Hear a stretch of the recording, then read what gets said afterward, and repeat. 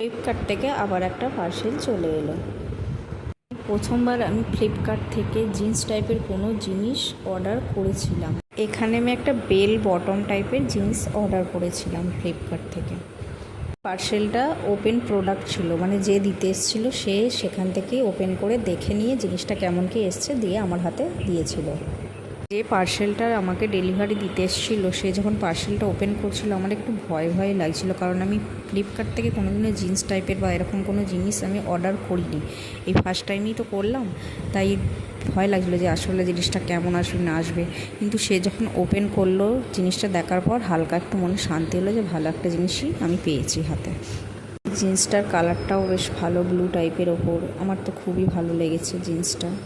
মোটামুটি ভালোই এসছে ফ্লিপকার্ট থেকে, যেটা ভেবেছিলাম তার থেকেও ভালো কিছুই এসছে। কাপড়টাও খুব সুন্দর, নরম, সফট। নতুন জিনিসটা যেহেতু হাতে পেয়েছি তাই একটু পরে দেখে নিলাম কেমন কি এসছে। খুবই সফট এবং খুব কমফোর্টেবল। জিনিসটা যে পরে আছি বলে মনেই হচ্ছে না পরে আছি। আমার তো খুব পছন্দ হয়েছে এই জিন্সটা।